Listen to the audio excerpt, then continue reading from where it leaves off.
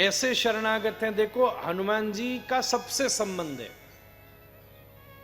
हनुमान जी कृष्ण लीला में भी हैं, हनुमान जी महाभारत में भी हैं, हनुमान जी को रामानुज संप्रदाय में भी आचार्य स्वीकार किया जाता है, और मध्व संप्रदाय में तो वो मरुदगण, सतयुग में मरुदगण, त्रेता में हनुमान जी, द्वापर में भीम और कलयुग में श्री मध्वाचार्य। ये परंपरा है।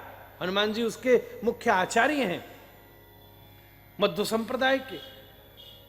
हनुमान जी का इतनों से संबंध है, और भी बहुत जगह।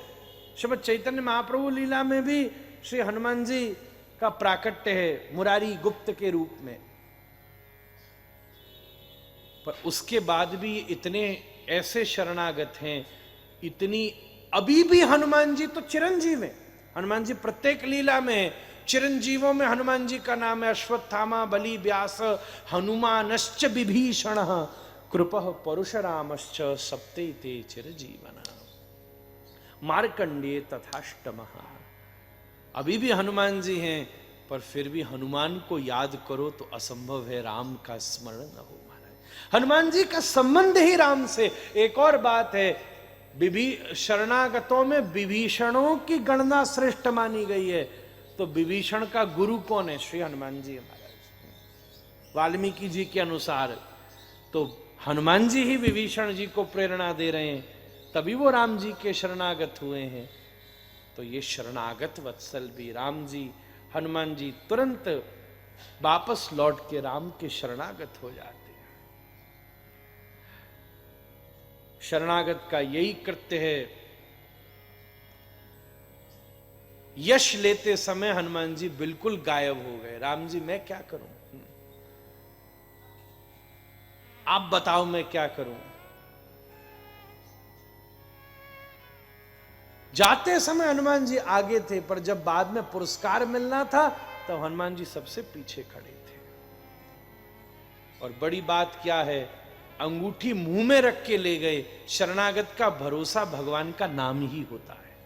अंगूठी जेब में तो रखी नहीं, पॉकेट में रख लेते। अंगूठी मुंह में रखने की जगह तो किसी संत से हमने सुना कि उस अंगूठी में राम का नाम लिखा था, और राम का नाम जेब में नहीं, राम का नाम मुंह में रखना चाहिए महाराज। तो मुख में राम का नाम धर के मुद्रिका मेली मुख माई।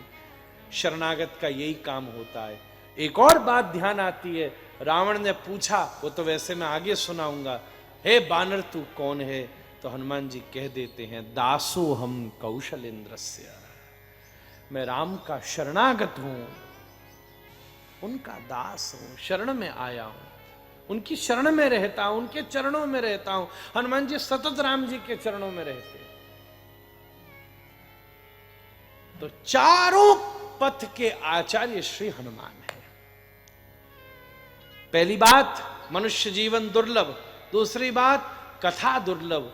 अब इस मनुष्य जीवन में अगर हम सदुपयोग करना चाहें तो पहले श्रेष्ठ लक्ष्य और फिर श्रेष्ठ पथ का चुनाव। श्रेष्ठ लक्ष्य निश्चित रूप से इस मनुष्य जीवन में, मनुष्य जीवन के परम पद की प्राप्ति, भगवत प्राप्ति है। अनंत संभावनाओं में यह भी एक संभावनाएं हैं, और उस लक्ष्य को पाने के लिए अनंत मार्ग हैं, पर उस मार्ग में 4 मार्ग मुख्य हैं: ज्ञान, कर्म, भक्ति और शरणागति। चारों की अपनी अपनी मर्यादाएं हैं, अपने अपने आचार्य हैं, पर हनुमान जी चारों के आचार्य हैं। और एक और बात कहूं, सुंदरकांड हमें क्या करती है? चारों का आचार्य बनाती है। क्योंकि इस जीवन के पथ पर चलते हुए कभी किसी मार्ग की जरूरत है, कभी किसी मार्ग की जरूरत है। तभी तो देखो हनुमान जी कभी बड़े हो रहे हैं, कभी छोटे हो रहे हैं। सुरसा के साथ जा रहे हैं तो फिर बड़े हो जा रहे हैं। जब पहले थे छोटे, कूदने का नंबर आया तो बड़े, फिर सुरसा के पास जाके फिर छोटे, फिर बड़े, फिर छोटे, फिर लंकनी के वहां पहुंचे तो बिल्कुल और फिर छोटे, फिर वहां घूमे, फिर छोटे, सीता जी से मिले तो बिल्कुल पुत्र की तरह मिले, फिर जब अशोक वाटिका उजाड़ी तो फिर बड़े। इसका मतलब रूप बदलते जा रहे हैं।